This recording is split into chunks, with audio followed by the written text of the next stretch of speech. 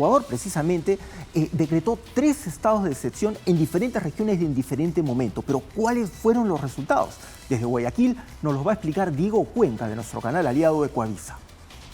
El estado de excepción es uno de los recursos legales más usados por el presidente Daniel Noboa como parte de su estrategia para frenar la violencia criminal en Ecuador. Y pues en lo que va de su gobierno, en 3 ocasiones ha tomado esa medida. 3 estados de excepción vía decreto presidencial y que todos fueron renovados. Esto quiere decir que duraron por más de 2 meses y estuvieron acompañados de un toque de queda. Pues según cifras del Ministerio del Interior, la medida sí ayudó a reducir los crímenes. Pues entre enero y septiembre del 2023 hubo 5.578 muertos y en ese mismo periodo para este año hubo 4.618 asesinatos. Es decir que hubo una reducción de 960 fallecidos. Y a pesar de que esta medida ha sido cuestionada por expertos en seguridad, los estados de excepción fueron focalizados esta vez en las provincias o en las ciudades más peligrosas del país, especialmente en la costa ecuatoriana, donde se suspendió la inviolabilidad de domicilio. Esto quiere decir que los policías y militares podían ingresar a las viviendas sin una orden judicial para hacer allanamientos y poder detener a sospechosos vinculados al crimen organizado. Y una medida similar se aplicó el pasado 18 de septiembre debido a los apagones que duraron más de 8 horas, con el objetivo de dar seguridad o resguardar a las personas que están en completa oscuridad. Eso mientras la percepción de inseguridad se mantiene en todo el país a pesar de estas medidas. Soy Diego Cuenca desde Guayaquil, Ecuador, para nuestro canal aliado Latina en Perú. Muchas gracias, Diego, por esta información. Bien, hay que tener en cuenta que desde que el presidente Lasso asumió el gobierno, ha tenido que aplicar en 3 ocasiones estos estados de excepción. Y como bien nos contaba Diego, eso ha significado en nivel general en todo el país una disminución de entre 700 y 1.000 asesinatos por día. O sea, registraban algo de 5.700, pasaron a registrar en la misma fecha algo de 4.000 y pico. O sea, estás hablando de una reducción de 1.000. O sea, no se logró erradicar por completo. Sin embargo, un dato peculiar es que así como disminuyeron los asesinatos, aumentaron considerablemente las extorsiones y también los secuestros, casi en un 180% en ese mismo periodo.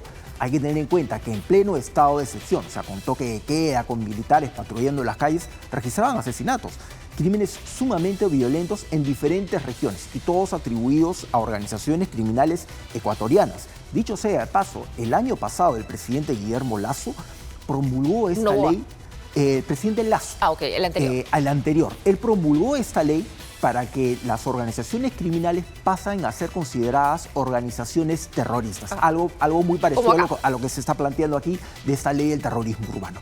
Durante el gobierno ya de Daniel Noboa, se estableció que 21 organizaciones que operaban, que ya estaban identificadas en Ecuador. Los choneros. Así es, los choneros, los tiguerones, todos ellos iban a pasar a ser considerados ya organizaciones terroristas. ¿Qué es lo que quiere decir esto? Bueno, o sea, una organización criminal considerada terrorista no quiere decir que los 4 tipos que van en una bicicleta y se roban un celular iban a ser procesados como terroristas. O sea, necesitaba la identificación de esa organización, en dónde operaba. Eran muchos factores para que pasen a ser considerados organizaciones terroristas y no solamente sean enfrentados por la policía, sino también por las Fuerzas Armadas. Dentro de este panorama hay que tener en cuenta un detalle muy especial. Ecuador tiene algo más de 18 millones de habitantes, pero también ha sido muy fuerte la investigación por los delitos de corrupción dentro de las autoridades. Llama mucho la atención este llamado caso Metástasis, que encontraron que había alcaldes, jueces, fiscales, diferentes autoridades de gobierno dentro de la planilla de estas organizaciones criminales, es decir, trabajaban para ellos. Tenían un control completo dentro del aparato de política y también dentro de la administración de justicia. Pero eso se entiende y acaba siendo lógico. Esas organizaciones no pueden crecer, no pueden afiatarse sin haber corrompido el poder formal. Porque acá lo vemos también, más allá de si se llama terrorismo o se llama organización criminal, hacen una intervención a un búnker. Se capturan a 20, 30 personas. A los días, todos regresan sueltos. No sospechosamente, increíblemente, no encontraron elementos de convicción, no se pidieron las prisiones preventivas, se pasaron los plazos, todos los delincuentes tienen abogado particular. Entonces uno se pregunta, ¿es ineficiencia? ¿Es corrupción? Así es, no se respetó el debido proceso, faltó la firma, el fiscal no consideró, el juez no consideró que se debía considerar así, que dan muy pocas evidencias.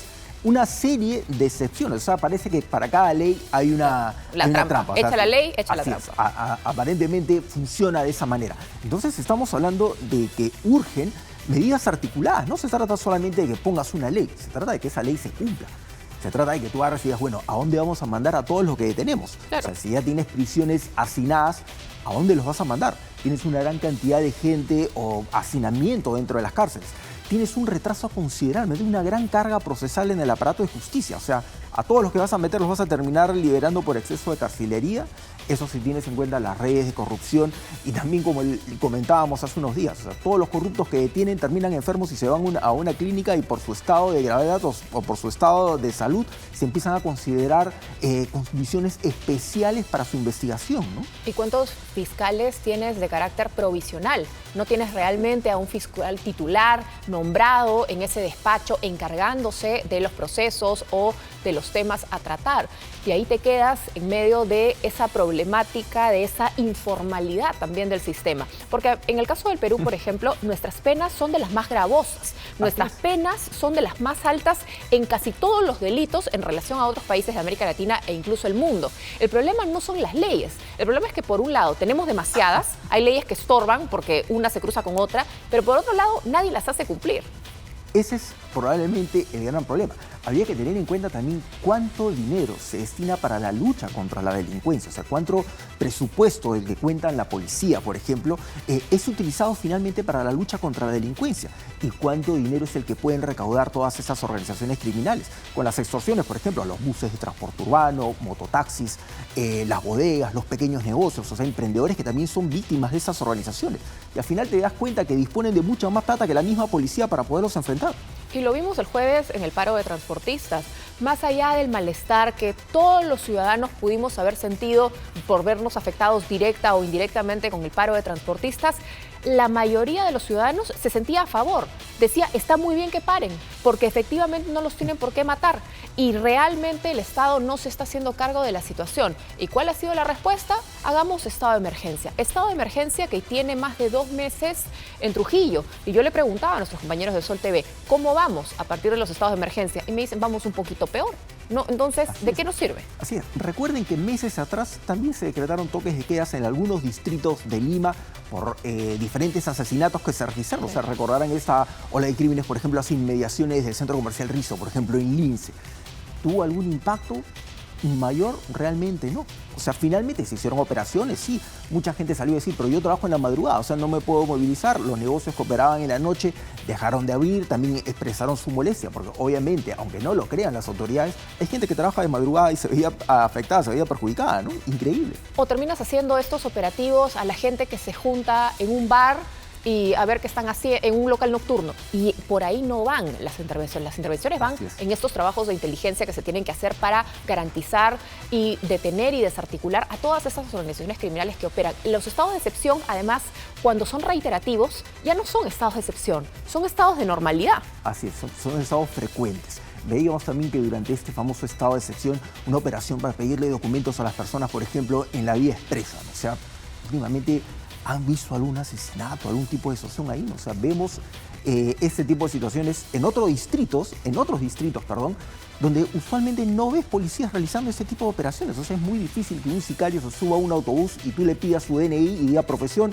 sicario, ya, te has detenido, ¿no? O sea, hay que ser un poco consecuente con ese tipo de medidas. O sea, hay un aparato de inteligencia para detectar dónde operan estas organizaciones criminales, quiénes son los que operan, dónde están. O sea, se sabe, queda así en interrogantes, ¿no?